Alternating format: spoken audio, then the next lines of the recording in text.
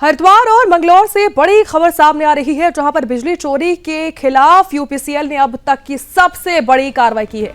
देखिए, जबरेड़ा और मंगलौर क्षेत्र के कई गांव में संयुक्त टीम ने सघन छापेमारी कर हड़कंप मचा दिया है। इस कार्रवाई के दौरान 46 लोग रंगे हाथों बिजली चोरी करते पकड़े गए। ऐसे में जबरेड़ा क्षेत्र के बेहेडी की खाताखेड़ी, झबरेड़ी कला और साथ ही खजूरी गांव में दस्तक दी गई है। वहीं मंगलौर क्षेत्र के तांडा, भनीड़ा, साथी नारसन कला और मंगलौर टाउन में भी चेकिंग अभियान चलाया गया है। तो देखिए, छापेमारी के अचानक कार्रवाई से अवैध रूप से कटिया डालने वालों में अफरा तफरी का माहौल देखने को मिला है। इसके अलावा 4 उपभोक्ताओं के मीटर भारी बकाया होने के कारण मौके पर ही उतार दिए गए। इस पूरे अभियान का नेतृत्व एसडीओ मोहम्मद रिजवान और एसडीओ अनुभव सैनी ने किया है।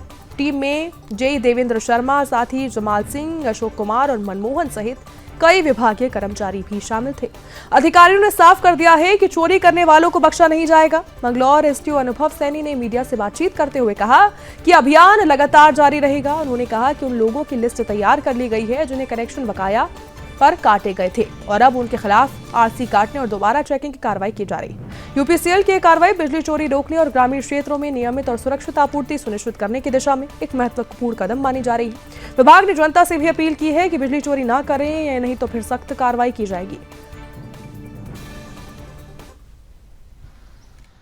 लगातार हमारे द्वारा जो हमारी ग्रामीण की टीम है, इसमें एसडीओ जबरेड़ा, एसडीओ लंढोरा और उपखंड मंगलौर से संयुक्त टीम बनाई गई है, जो जगह जगह ये चेक कर रही है जिन्होंने बकाये पर जिनके मीटर उतरे हुए हैं वो अवैध रूप से बिजली का उपयोग कर रहे हैं और उनकी आरसी काटने का काम कर रहे हैं हम। और जो वो बिजली चोरी कर रहे हैं उनके खिलाफ जो हमारी विभागीय कार्रवाई है, उनके केबल को उतरवाना और उनके मीटर को उतरवाना और उनके खिलाफ जो विभागीय कार्रवाई है वो की जा रही है। जैसे इसी क्रम में कल हमारे द्वारा टांडा, भनेड़ा, नारसन कला, मंगलौर और झबरेड़ा में खजूरी और भेड़ी की सैदाबाद और झबरेड़ा में ये संयुक्त कार्रवाई हमारी टीम के द्वारा की गई है, जिसमें अब आपको सीधे ले चलते हैं देहरादून, जहां पर सीएम धामी क्या कुछ कह रहे हैं, सुनिए। बल्कि शीत ऋतु के दौरान उत्पन्न होने वाली संभावित चुनौतियों का सामना करने के लिए हमें और अधिक सक्षम बनाने का एक माध्यम बनेंगे। साथियों, विशिष्ट भौगोलिक परिस्थितियों के कारण हम सभी जानते हैं हमें समय समय पर होने वाली अनेक प्राकृतिक आपदाओं का सामना करना पड़ता है। हमारे लिए प्रत्येक मौसम विभिन्न चुनौतियों को लेकर आता है। आपने देखा इस वर्ष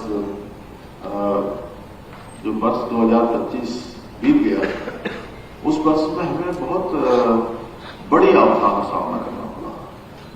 5 अगस्त धराली से शुरू हुई आपदा, उसने निरंतर हम सभी को बहुत जान माल की हानि करी, बड़ा नुकसान किया और अनेक प्रकार से हमारे सामने चुनौतियां पैदा हुई। चाहे 5 अगस्त को धराली में हुई आपदा हो, उसके बाद उत्तरकाशी जनपद में श्याना चट्टी में बड़ा जल भराव, मलबा भर गया, उसके बाद या चमोली जनपद का थराली हो, चेपड़ो हो, कुंतरी हो, दुरुमा हो, ऐसे अनेक स्थान, या रुद्रप्रयाग जनपद का छेनागढ़ का क्षेत्र हो, जनपद बागेश्वर का पौसारी जैसा सीमांत क्षेत्र हो, या पौड़ी जनपद का हरसाल और पैठाणी के आसपास का क्षेत्र हो, 37 गांव सहित अनेक गांव इस आपदा की पूरी तरह से चपेट में आए।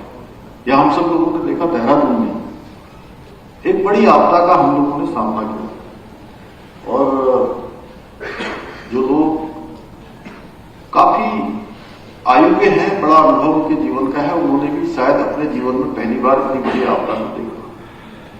इस प्रकार की आपदाओं को हमें सामना करना पड़ता है, हमारे लिए बहुत चुनौतियां हैं और इन प्राकृतिक आपदाओं से बचना भी बहुत कठिन है, मुश्किल है, आसान नहीं है, लेकिन त्वरित प्रतिक्रिया सतर्कता और समन्वित प्रयासों से जो आपदा से होने वाले नुकसान हैं उनको काफी कम किया जा सकता है।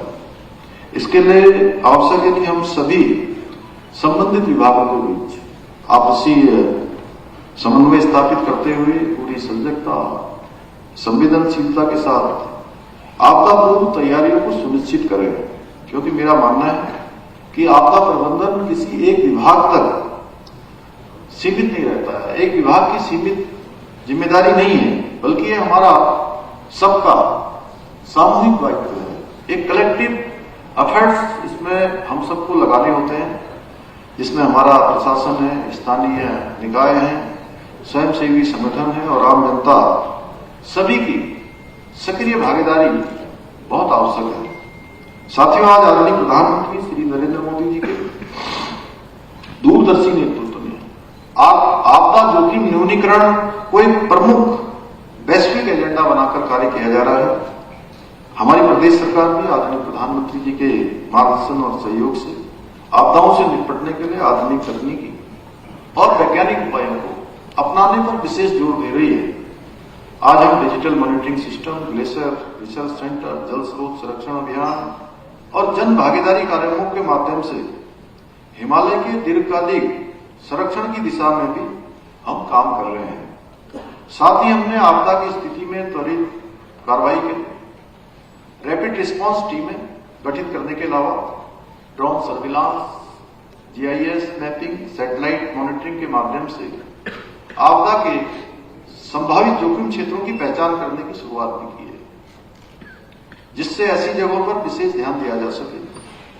राज्य में आपदा प्रबंधन विभाग, वन विभाग, एसडीआरएफ, एनडीआरएफ एवं स्थानीय प्रशासन के बीच बेहतर समन्वय स्थापित किया गया है, जिससे समय रहते आपदा की घटनाएं से होने वाली उस नुकसान को कम से कम किया जा सके। इसके अलावा हम अधिक ऊंचाई वाले स्थानों की मॉनिटरिंग करने के लिए सेंसर लगाने की दिशा में भी कार्य कर रहे हैं।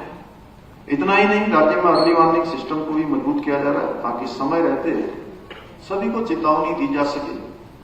साथ ही मौसम पूर्वानुमान से लेकर जलवायु परिवर्तन पर शोध के लिए डेटा एनालिटिक्स और सैटेलाइट इमेजरी के उपयोग की दिशा में भी कार्य किया जा रहा है।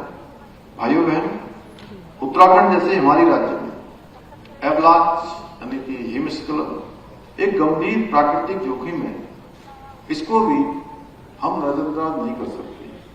विगत वर्ष चमोली जनपद के माणा में एक बड़े एवलांच की घटना हम सभी के लिए बड़ी पीड़ादायक रही और इस दुर्भाग्यपूर्ण हादसे में 8 लोगों की असमय मृत्यु हुई। इस दौरान एनडीआरएफ, एसडीआरएफ, आईटीबीपी, बीआरओ, सेना और अनेक विभागों ने टीमों ने विषम परिस्थितियों में अद्भुत समन्वय के साथ राहत और बचाव कार्य किया। हेलीकॉप्टर और ड्रोन तकनीकी का प्रभावी उपयोग करते हुए कई जिंदगियों को बचाने का प्रयास किया गया, जिसके लिए मैं हृदय से उन सभी एजेंसियों का, उन सभी व्यक्तियों का हृदय से धन्यवाद करता हूं, उनका आभार व्यक्त करता हूं। हमारे राज्य में गंगोत्री ग्लेशियर, हेमकुंड साहिब, घाटोली तथा कालिंदी, बद्रीनाथ ट्रैकिंग रूट जैसे कई क्षेत्र एवलांच की दृष्टि से अत्यंत संवेदनशील हैं। इन क्षेत्रों में पर्यटन, तीर्थाटन, पर्वतारोहण गतिविधियों को सुरक्षित बनाना हमारी सर्वोच्च प्राथमिकता है। यदि हम अतीत की घटनाओं पर दृष्टि डालें तो हमें इससे महत्वपूर्ण सबक मिलते हैं। वर्ष 2022 में आप सभी को याद है, द्रौपदी के डांडा क्षेत्र में नेहरू इंस्टीट्यूट ऑफ माउंटेनियरिंग के प्रशिक्षण के दौरान 27 पर्वतारोहियों की मृत्यु हुई। देश की ये सबसे भीषण पर्वतारोहण आपदाओं में से एक रही।